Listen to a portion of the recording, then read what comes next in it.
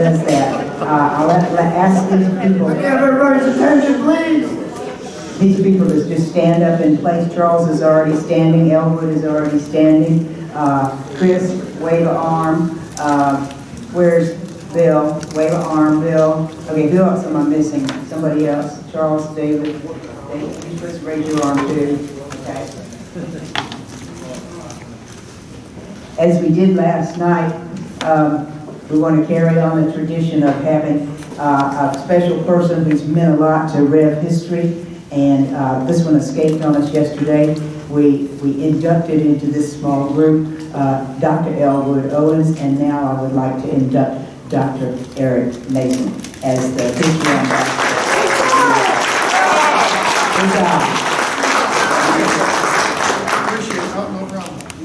I don't need that. Yeah, if anyone doesn't know me, I have a command voice, and I get a lot of times when I do reenactments, I like to say, well, they put me on the field because of my tactical knowledge. Like, no, it's a loudmouth. I can actually command. I've been asked to come up, so again, we've been talking all about the histories and different things out there. We'd like to invite you out so you come see us in the action, to see what it looked like to be on the battlefields back then. Coming up in about 3 weeks, over Veterans Day weekend, 11th and 12th November, we have one of the largest battle reenactments down here in the South. That's the Battle of Camden. First thing I want to point out, it is not at historic Camden.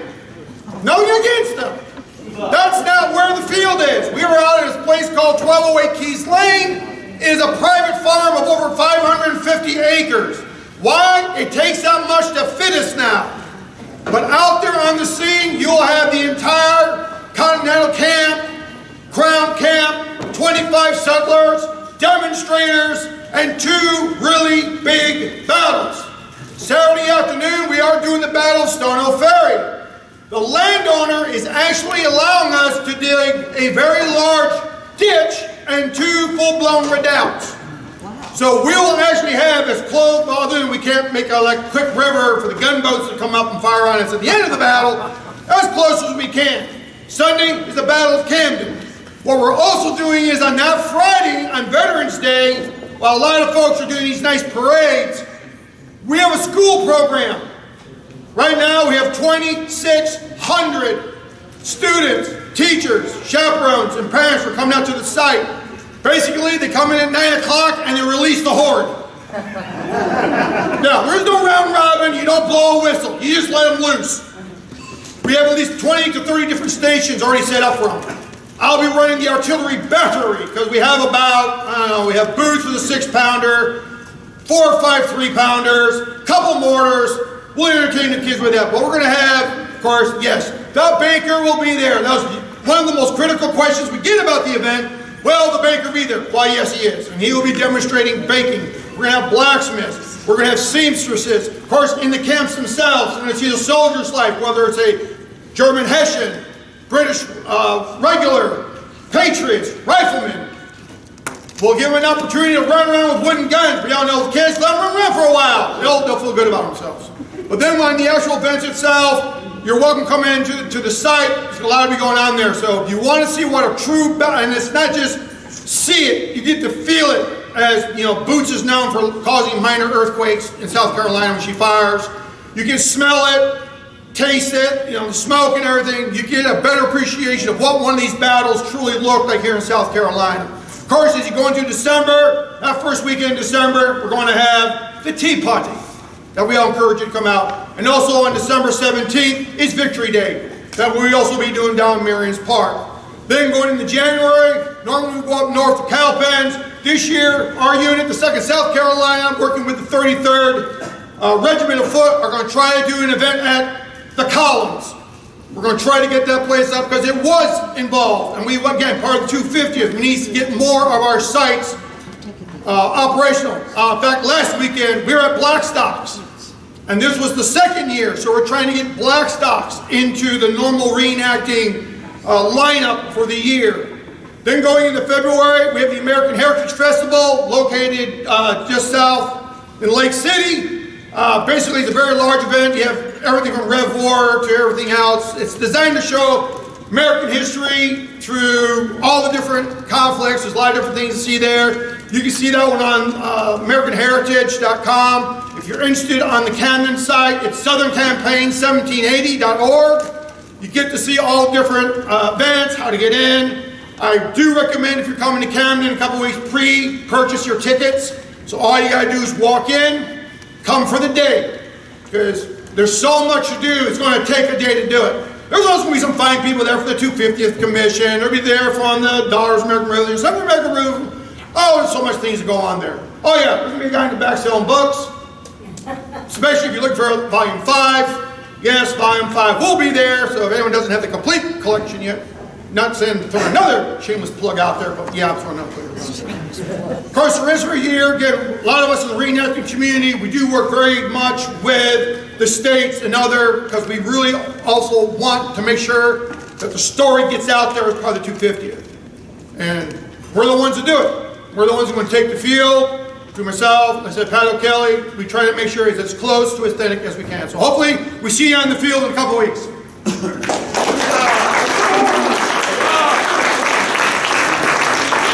Rick is doing both, baton and trumpet, so. I am supposedly your entertainment for this evening, so I hope I entertain. Though it's not normally my line of work. Can you dance? Not very well. That's what I've been told. Can't hear you. Nah, wait. From what I've seen today, I know there's a lot of you who are very new to this and may not know who I am. I am Major Jacob Clark. I am now part of a command, Marion's Brigade, called the Band. My experience, I have been fighting since 1754. I was a ranger with Rogers Rangers in upstate New York. I fought the entire Northern Campaign until the Governor Bull from South Carolina requested support from Rogers. I was sent down here in 1760 to advise them against the Cherokee. I linked up with Middleton's regiment and trained them on how to be successful engaging the Native Americans, I guess you call them. In that regiment, I met a Captain William Moultrie and a Lieutenant Francis Marion. We worked together. We fought against the Cherokee. We returned. I thought South Carolina is a nice place to stay because there's no reason for me to go back up to New York. So I established a fur business in Goose Creek. I was a little bit involved in this thing called the Regulator War. But then things were starting to get a little tense again. The war here began in the colonies. Marion Moultrie asked me as a favor to throw my hat in one more time. So I joined the 2nd Regiment, South Carolina Continental Line established, as a captain of his independent company. I stayed within the regiment all the way up to the fall of Charleston, in which I was able to escape and move into the upcountry. There I had learned that Marion had escaped and was calling the men back together and joined the brigade. I have been asked, after I've been listening to all these esteemed scholars talk about Marion, his brigade, and specifically they've asked me to fill in, I think, what you call the gaps of what happened in 1782. It was a very tough year because in most people's minds, they thought the war was over. There was nothing left. The British only had 3 strongholds. Wilmington in North Carolina, Charlestown here in South Carolina, and Savannah. The interior was ours. So there was some friction amongst us in the officer corps.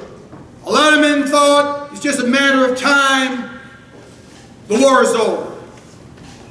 For old, salty veterans like myself, the war is never over until that document, that treaty is signed. Until then, we must always be ready. 1782 did not start out well. Oh, what a cold, wet, miserable winter it was. I was up at Rondo Plantation, where General Greene had the army established, trying to pick up supplies for the brigade. Now I did see which was good news, reinforcements from His Excellency General George Washington finally arrived in South Carolina. 3 brand new Continental regiments, 1 from Maryland, 1 from Delaware, 1 from Pennsylvania. 3,000 soldiers. And the 400 head of cattle they brought with them, because we definitely needed some food. But because the weather was so bad, I had to wait a week until the roads dried enough that I could go back to where we were encamped at Strawberry Ferry. Now, if you kind of imagine if a bunch of soldiers are sitting around and they can't fight the British, well, they got to find something else to do. And they fought each other. And unfortunately, it was our senior leaders. Mayhem in the middle, Colonel Ory and General Marion. Now, Colonel Mayhem, I personally believe, and again, he's just a lowly major, what do I know? His head has gotten way too big for his helmet. Because he told Marion, I only take my orders from General Greene. I'm a Continental officer on an independent command. He wouldn't listen to Ory, which is a fine, because Ory wouldn't listen to him either. They really didn't like each other. So here's our 2 cavalry troop commanders who didn't like each other. And he barely followed Marion's orders because, well, Marion's only a militia general. I only answer to the Continental general. Our brigade, let's just say, is a stretch. We had 8 militia infantry regiments and 3 regiments of state troops. Those are our dragoons. Mayhem had command of one, of course, Ory had the command of the other. So they're sitting there and they're bickering, they're fighting. So how do we trust our senior leaders if they don't even get along? So when I come into camp with all my carts of supplies, ready to turn it over to the commanding general, guess who's not there? Marion. I come to find out they're finally holding the state assembly at Jacksonboro. Well, yeah, it makes sense. Marion, I know, popular, had been elected, left. What I didn't expect was, so was Mayhem. Who would elect him as a state representative? But yet, he left the camp. Ory was supposed to be in command of the camp. Well, he was sick. He really was. Oh gosh, he was really sick. So, thinking that the war is over, Mayhem's gone, Marion's gone, I'm not going to sit here in this camp and convalesce, I'm going home. So he hands it down to Colonel McDonald. He was the senior ranking officer at the time. So I report in, show him we have supplies, I go over to my men, join the camp. It's about the next day that I knew things were starting to get bad. A rider, a messenger from Colonel Richardson comes rushing into the camp. British are on the way. There is a column of redcoats coming this way. Can you guess what all the officers did? Surely you jest. There is no British soldiers down here. We know they're all in Charleston. You're mistaken. They must be militia. And he's like, no, they're not. I mean, they're as red coats can get. And they're coming this way. You might want to do something about it because Richardson is trying to stop them and he needs reinforcements. They still wouldn't go. So Major Cooper, who was the senior ranking cavalry commander of the time, because all cavalry commanders are gone, leads his troop out. Well, I said, well, if no one else is going to believe him, I grab my band of mounted riflemen. We go with him. And yeah, they were British regulars. He could hear the fighting. Richardson is trying to slow him down. We're just outside this place called Vidu Bridge. Now, the Loyalists already come across. The Loyalist cavalry's coming in. They're trying to sweep around Richardson. Major Cooper saw this. He draws his saber, and they charge forward and smash right into the Loyalists. I pull off mine to the side. We start our dismount. We're trying to support them. We have Richardson on one side, my guys on the side, the cavalry's in the middle, they're fighting it out. The Loyalists turn, they run, Cooper's chasing them, and the British are waiting. Perfectly aligned, muskets at the ready. As soon as he closed within range, they fired a volley. And 22 men fall from their horses. The rest of the cavalry run. They're very inexperienced. In fact, they barely know how to ride a horse. I think it's the only reason why they got recruited. They did not know how to fight yet. So at this point, in the middle of all this chaos, now the British charge. The Loyalist cavalry come in, the British regulars are coming over, we're trying to fight a delaying action. So Major Cooper, with what few veterans they had, were trying to hold the bridge and encircle it and kill to a man. Richardson and my men were able to get out of there. By the time we got our accountability of personnel, we've lost over 50 fighters. We believe another 22 are taken prisoner. We have now failed our mission. As you've heard earlier by the esteemed Mr. Baxley, we had a loose siege around Charleston. Our job was to keep them from coming out. They just blew through us hard. So now that British force is running rapid all over the area, burning, attacking, going after farms. We had to do something about it. So Major McDonald takes another group out because we heard they're coming back for round 2. Because of course, we have to leave Strawberry Ferry. They know where we're at, so we had to go. And we went to this place called Tidyman Plantation. Well, they must have learned we're there too. Because here they come. Major McDonald goes up to Wyaboo Swamp, to the bridge to try to hold them. And as you heard earlier, that is true. They did not hold them. We were very much defeated. And we all know bad news travels fast. Marion, back in Jacksonboro, just learned that not just once, twice, that his brigade just got beat by the British. He gets on his horse, Mayhem joins them, and they ride 30 miles to Tidyman's plantation. Marion joins the brigade, Mayhem goes home. He was worried about what's happening in his house, so he kept going. So I was impressive. He went 30 miles and beyond to go check on his house. Marion joins the brigade because now we're trying to form a defense because they're coming at us at Tidyman. So we have to do something. We have to slow them down. Captain Smith, with what few dragoons we had left, Marion told him, I need you to charge. I need you to slow them down. He acknowledged that. He gave the command hand to saber. The dragoons mounted their horses. They started to advance. They started to go to the gallop.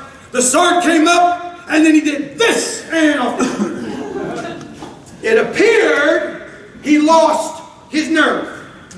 And instead of closing the distance, rides off to the right-hand side, rides around this pond, into the woods, into the swamp, complete utter chaos. Now what do we do? So we are trying to hold the ground. We just lost our cavalry. Well, Loyalist cavalry is coming all through us, so we're trying to fight and move through the woods. Marion's trying to bulldog them. They get him to stop running, and he finally catches them about a half mile away. They still get around us. There's absolutely nothing we can do. They're flowing all around us. We have to get out of there. They captured the rest of our arms that we had. They also captured the officer's baggage train and about 4 or 5 canteens of rum. But that wasn't the bad one. Oh no, what really made Marion angry, they got his tent. They got his tent. Now he's upset. We retreat to the Santee. Now what do we do? So as March comes along, we really don't have a cavalry army anymore. So Governor Matthews, brand new, one of his first official rules of office is tell all of Ory's men, you now belong to Mayhem. See no problem here, right? Colonel Ory was a little bit hot when he found out all his troopers were given to Mayhem. Now he has no unit. So he goes, I quit. Nope, I don't got a unit, I quit. I'm leaving, bye. This was real nice. Marion tried to placate him. He didn't want to lose Ori. So he offered him the command of Georgetown. Keep Georgetown safe. Ori agreed. Until he got to Georgetown. Wasn't really that good shape. So Ori looked at it and did quit. And went home. Wouldn't fight again until the rest of the war. He left. So in spring, now it's April, we got to do something. We got to keep moving now. We actually rode over by Middleton's plantation. Came up on some loyalists, were able to hit them real hard. We killed 3, took 1 prisoner. Did find out that yes, it is really bad in the city of Charleston. They are really desperate for food. We go over to Daniel Ori's place to camp. Summer's coming. We're still going out and doing our patrols, trying to keep the British contained. When a unit from the upper militias reported in that our good nemesis, Gainey, is back. And we learned about that. Now granted, the militia guys were able, what they're trying to do is basically take a barge of rice. So they're able to stop them and push them off. As soon as Marion found out that those were Gainey's men, mission 1, we're all going after Gainey. Now say it's a little personal, it's a little personal. So we found him. We heavily engaged Gainey. About mid-June, Gainey finally asks for a truce. He wants to negotiate terms. He wants to surrender his entire command. Not just surrender, switch sides. So as we're negotiating, he's willing to say, my men will put down their arms, I will surrender my command, and we will serve Marion for the rest of the war. The negotiation went well, they signed their little treaty. At Bowling Green, all 500 men under Micaiah Kay's command laid down their arms. But Gainey goes, well, technically I can't surrender to Colonel or General Marion because I didn't get my command from him. I must ride to Charleston and surrender my command to Colonel Belfort. Trust me, I'll be back. Yeah, anyone see a problem with this? Now, see that Gainey had started with our regiment until the fall, and then after he got captured, turned coats, and actually promised to, I will go get Marion for you, because I have a grudge. Now he's switching sides again. Trust me, I'll be back. Oh, he actually did. It was surprised. He even surprised all of us. But he did. So technically, we couldn't use his men for 6 months. They're on parole. So we waited 6 months, and at that point they did. They became members of the brigade. Now, we did learn of another expedition. This is now summertime. They're really having a hard time in Charleston. Hot, hard to get food. So we heard that General Leslie sent out another foraging party to come up our way to go after cattle. So Marion decided, let's go stop them. We got to make sure they don't get by us like we did last time. So we went down there with Moose Swamp. They know they're coming. We came up on this nice plantation with a long column of trees. Put the infantry in position. We also put them around the slave houses. So we're in a pretty good, defendable position for the infantry. Now what I got to do is lure them in to the trap. Captain Witherspoon, who was in command of the cavalry at the time, they gave them the wonderful mission, go find them! Go find the foragers and bring them towards us. He goes out, and he's successful. He runs into them. So they got a little fight going. Here they come. They're in full pursuit. Now, we're all sitting there in our ambush line. We're all ready. Our rifles are set. We can see he's running towards us, and there is a Loyalist Dragoon dead on him. I mean, that sword was like, he's right there. He's about to come down on it. Witherspoon got just far enough ahead. He just turns his horse slowly, brings up his carbine, and lets him have it. Must have been full of buckshot or goose shot, because that guy came flying off the back of the saddle. And he turns around, goes into the line, no problem at all, and here comes the rest of them. And we waited till about 20 yards away. We all stood up, gave a good cheer, and then rah, let them have it. At that point, the fight is on. They're trying to circle around us, and we're shooting them up. And we were really showing that we weren't too bad, but the only real problem we had one real untrained troop. And that was the horse with the wagon with all the ammunition in it. Guess he didn't like all that noise. Off he goes with all the ammunition. So Marion sends a couple of the cavalrymen, go get it. Unfortunately, they never caught it. I think it didn't stop till it got to Spartanburg. Ran out of ammunition. We had to pull off the fight. We withdrew. Foragers, they went back to Charleston.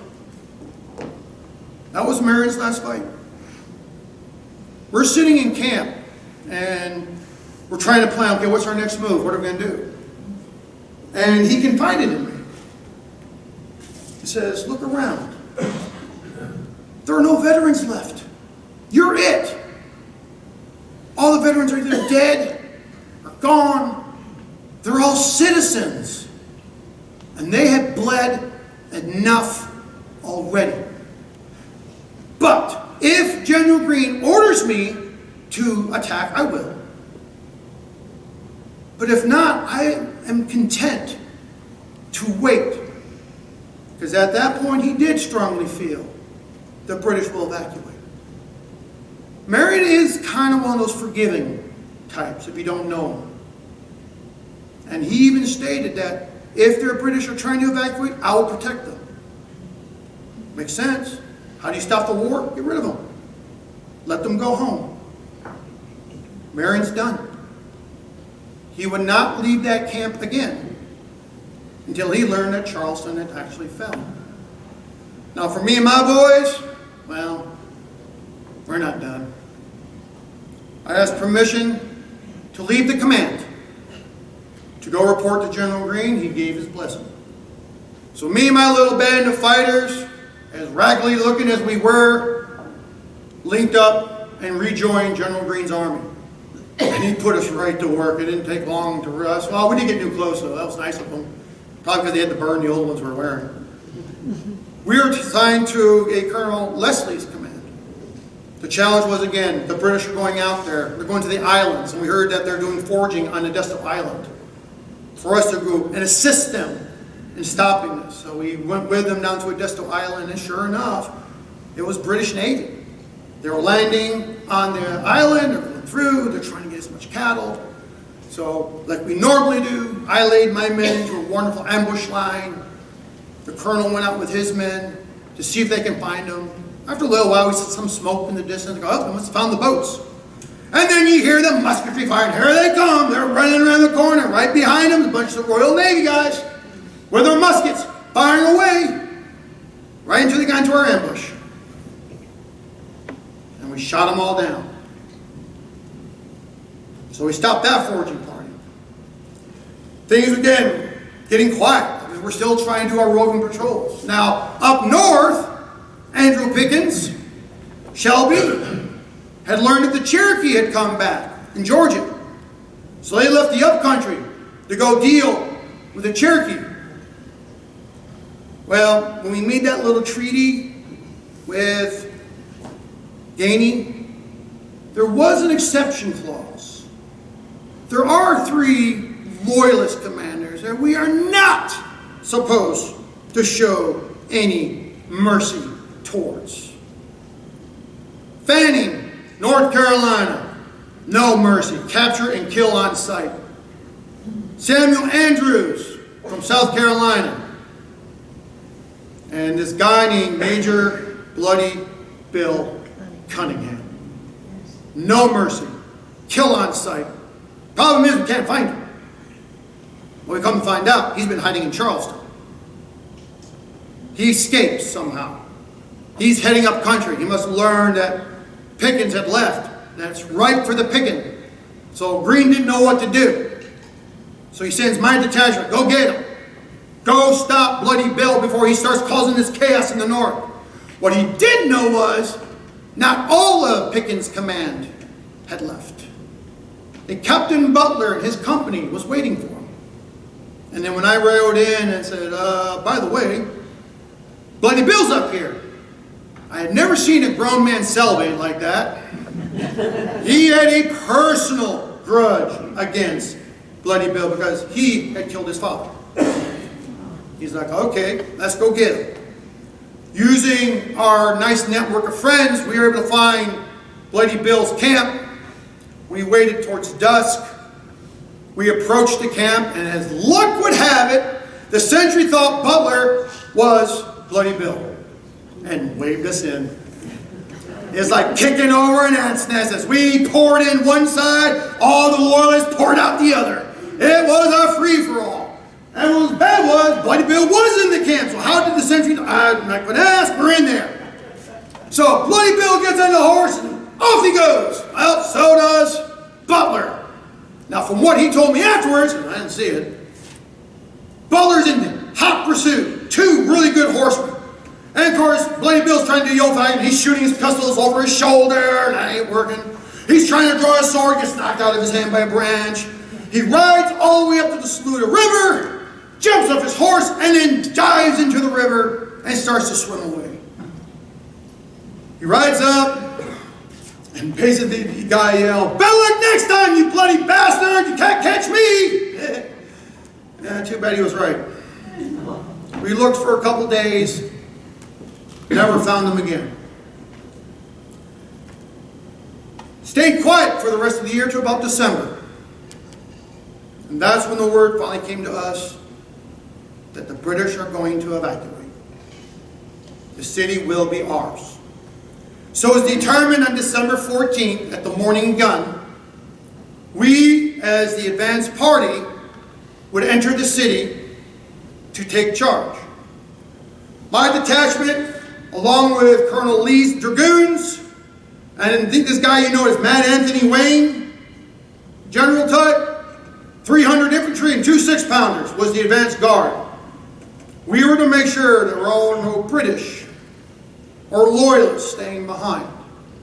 So as soon as we heard the morning gun, and the sun was slowly coming up, we started going down. And I have to tell you, folks, approaching the city from the neck, again, after all these years, and to approach the hornwork, the very position that my regiment helped build, the same hornworks that my regiment helped defend, and the same hornworks where a good majority of my men and my friends became prisoners of war and would go out to the hulks out in the river. It was harsh. There was 20 German Jaegers waiting for us at the gate. Their green uniforms. We come up, they turn, they lead us in. We go through the homework, nothing, abandoned. We get on the boundary street, and the city is quiet. Not a soul could be seen. I mean, eerie quiet. All you could hear was our hoofbeats on the cobblestones, the men's feet crunching on the oyster shells. Now, we maintain our proper distance behind the British as well as the Hessians until we got to Gadsden's Wharf. What a sight to see. I thought it was the entire Royal Navy. They estimated it was about 300 ships. Long lines of the British troops were loading onto their longboats and rowing out to the transports.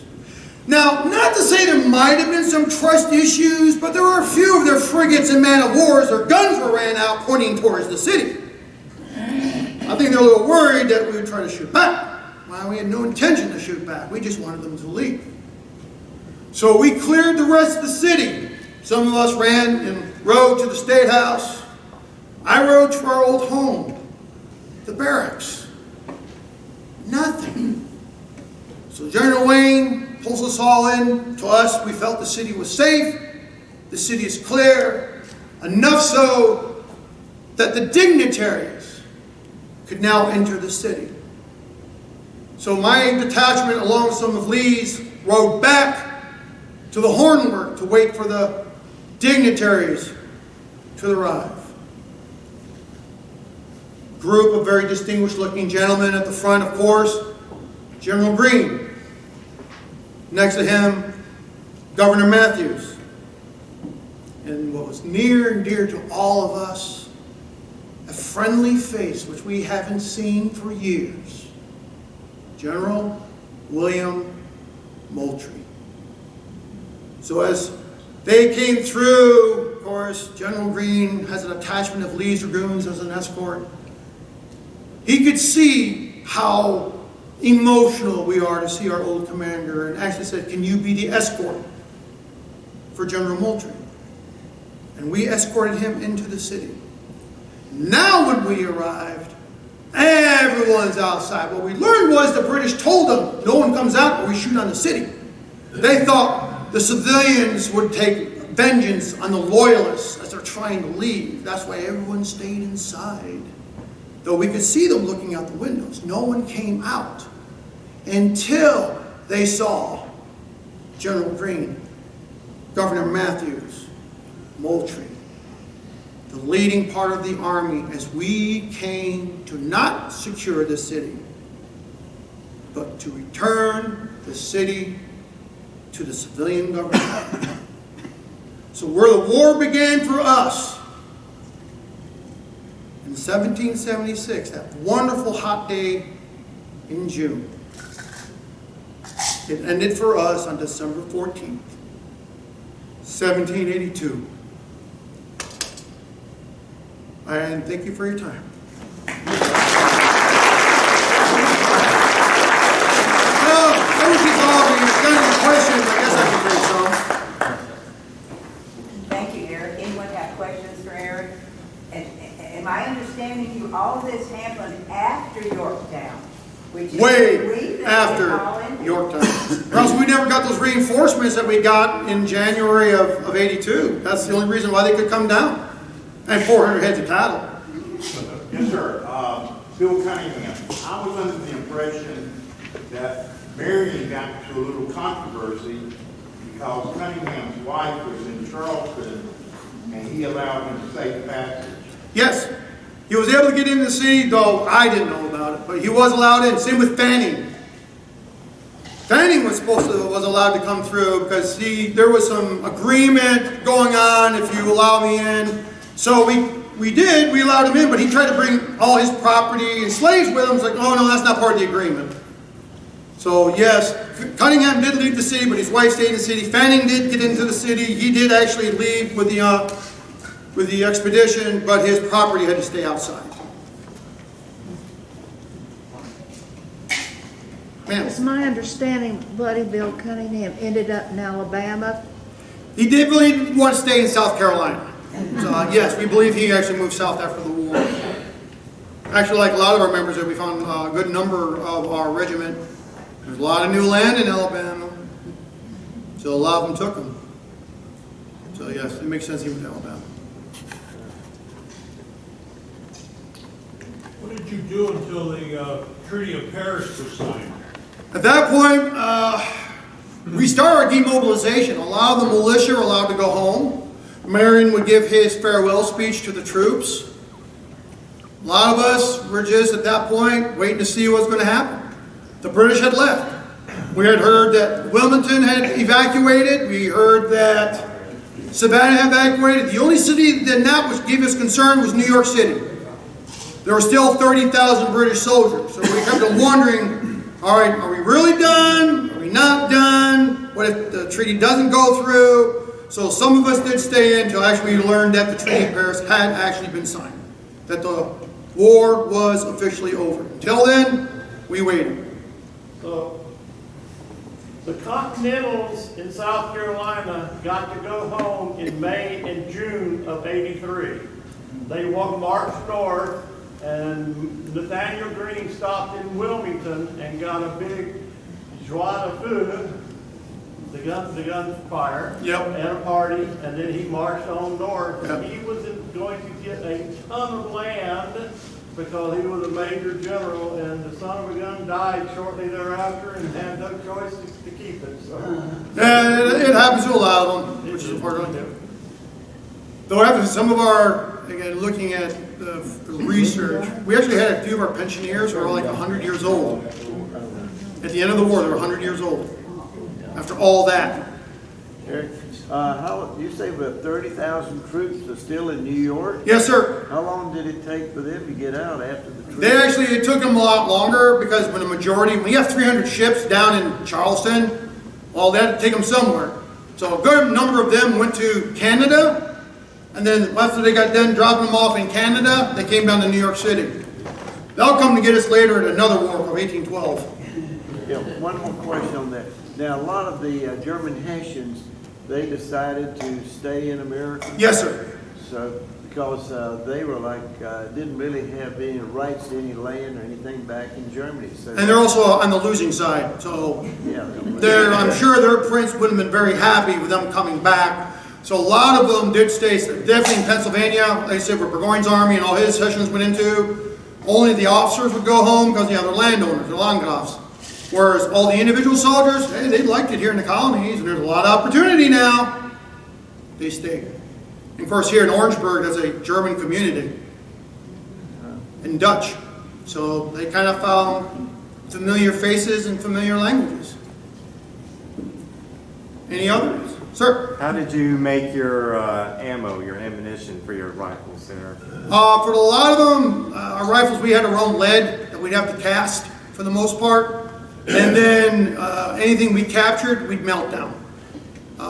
Marion really believed in fowling pieces because he said you can clear saddles with goose shot a lot better than you can with a brown vest and a ball.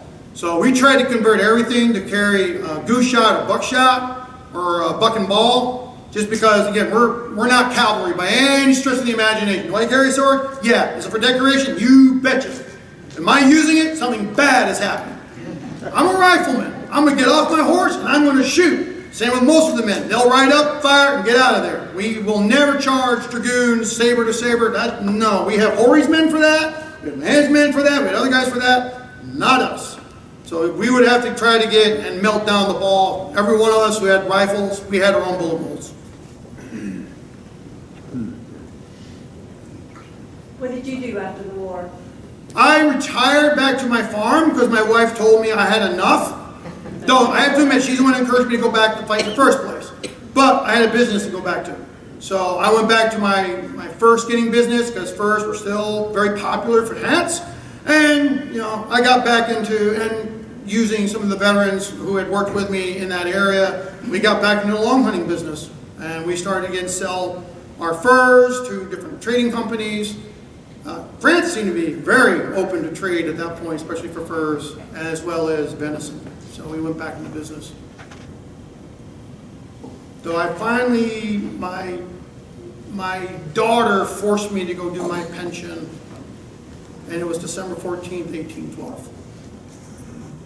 And I was listening to all these new people claiming how they're going to beat the British again, and all I can do is just shake my head. But they made me sit down and do my pension, which I did. So, sir. Back again. How are the German soldiers that fought under Washington, were they different from the German Hessians? Very much. When you call the German regiments that fought in the Continental Army, they were basically from Lancaster, Pennsylvania. They're Germans, but they're over here in their own community, just like Orangeburg was a German community. The Hessians were from a different principality, Hesse-Leimhardt, Hesse-Mark, a couple of the other ones. There's 5 different principalities because King George III is also German. He's Hanoverian. So he called on his princes to provide soldiers. So they came over and fought and supported the war on his behalf because he ran out of British troops. But they're different in the German, what we call the German regiments in the Continental Line. They're just Germans who have their own communities here in the colonies. But that was a different language? Same language. Okay. Different dialects, depending on where they're from. Those are Northern Germans, so they probably speak a really weird dialect versus Middle and Southern Germans. Because we have y'all in Southern Bavarian for the most part. Thank you so much, Eric.